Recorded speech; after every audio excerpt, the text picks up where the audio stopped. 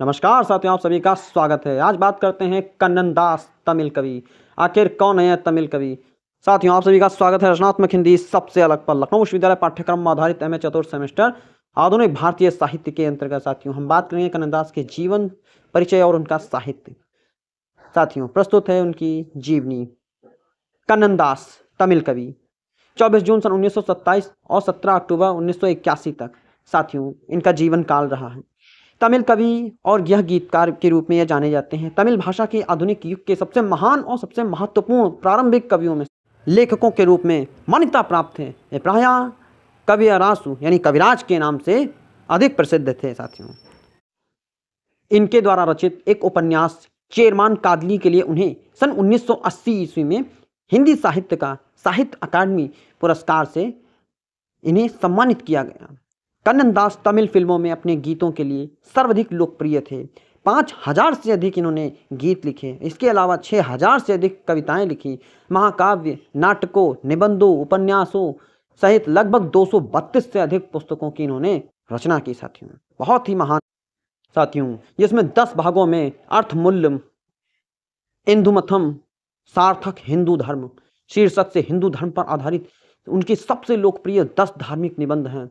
उन्होंने वर्ष 1980 में अपने उपन्यास चेरमान कादरी के लिए साहित्य अकादमी पुरस्कार उन्हें प्रदान किया गया। 1969 में कुंज है थकागा फिल्म में सर्वश्रेष्ठ गीतकार के रूप में राष्ट्रीय फिल्म पुरस्कार पाने वाले वह पहले गीतकार थे। साथियों, कन्नन दास की जीवन परिचय प्रारंभ से शुरू करते हैं। साथियों, कन्नन दास का जन्म तमिलनाडु के कराईकुडी के पास सिरुकुदालपति में हुआ। उनका मूल नाम मैथुइया था। साथियों, लेकिन 16 अक्टूबर सन 1881 को वह 54 वर्ष की उम्र में जब उनका निधन हुआ था तो लाखों तमिल ने उन्हें कन्नन के नाम से याद किया। दुनिया भर के तमिलों के लिए वह अपनी काव्य शैली के प्रतीक थे। साथियों, यहाँ की वो कंबन की कविता या वल्लुवन की सूक्तियाँ नहीं पढ़ सकते, वे कभी कन्नन दास की रचनाएं गुनगुना सकते हैं कभी भी। साथियों, बहुत अच्छी रचनाएं लिखते थे। साथियों, इसमें कोई शक नहीं है कि उनकी दृष्टि तीक्ष्ण और उत्सुक मर्मज्ञ अवलोकन शक्ति थी उनके पास। उन्होंने कोकून की तरह सुरक्षा कवच के अंदर बंद जीवन नहीं जिया। शराब, महिलाएं, दवाएं, राजनीति, नास्तिकता, बहस की कला, धार्मिक अभयारण्य, तमिलनाडु जो कुछ भी पेश कर सकता था वह सब उन्होंने उसमें डूब कर उन्होंने दिया। बहुत ही प्रसिद्ध साहित्य। सब कुछ आनंद का उपभोग कर लेने के बाद उन्होंने जो किया वह उल्लेखनीय था। उन्होंने अपने अनुभव के बारे में काव्य संसार रचा, जिसमें उन्होंने अपने को अवमानित करती हुई पश्चाताप को प्रतिबिंब करने वाले हास्य व्यंग और चुभने वाले व्यंग्यतापूर्ण रचनाएं की थी। इन कविताओं ने जीवन के सभी क्षेत्रों के तमिलों के हृदय में के तारों को सहानुभूति से छुआ। स्कूल के लड़के, पूर्व स्नातक गृहिणियां, किसान, श्रमिक, मजदूर, बागान श्रमिकों, मध्यम वर्ग के प्रतिनिधियों और उच्च वर्ग के कुलीनों के मर्म को भी छुआ। साथियों, कहते हैं कवि नहीं, बहुत ही इनका अनुभव था। साथियों, नास्तिकता से हिंदू धर्म में मैथुइया एक कट्टर नास्तिक और नास्तिक द्रविड़ आंदोलन के अनुयायी थे। उन्हें तमिल भाषा और संस्कृति के लिए बहुत प्यार था। तमिल गद्य साहित्य और कविता में उन्होंने उत्कृष्ट प्रदर्शन किया।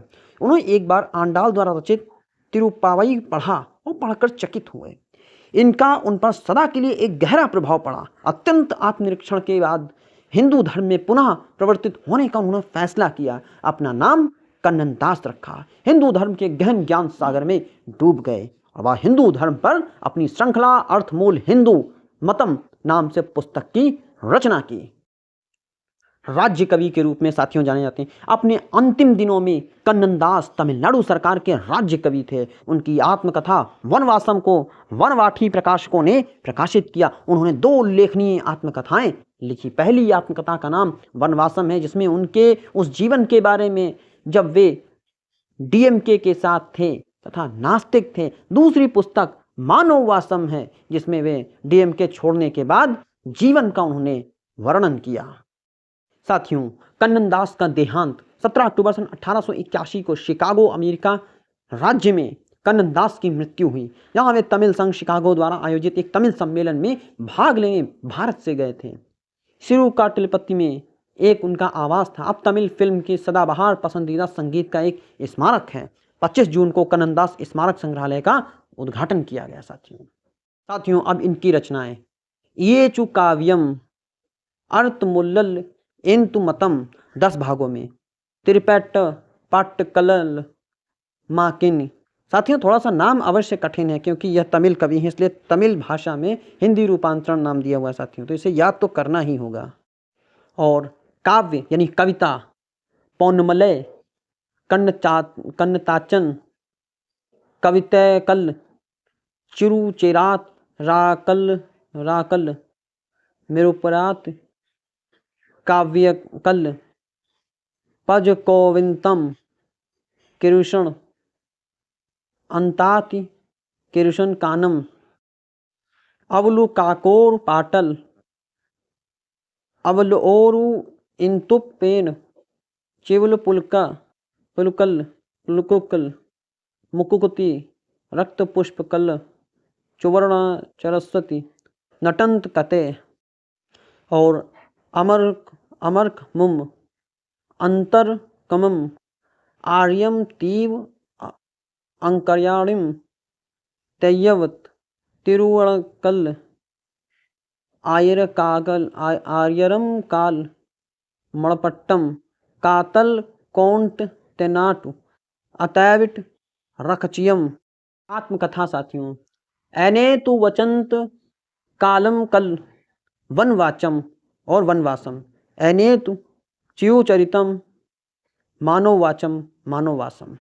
और निबंध कटे चिपक्कम पोये विरुकरेन अंति चंति अर्थजामम नान पार्थ अर्चियल एन काल वलके अनुम चौलिये पोये वरुकेरेन अंति चंद्र अर्थान नान पार्थ अर्चियल एनम कल वालके एनुम चौलियल कौटुंबचुकम ना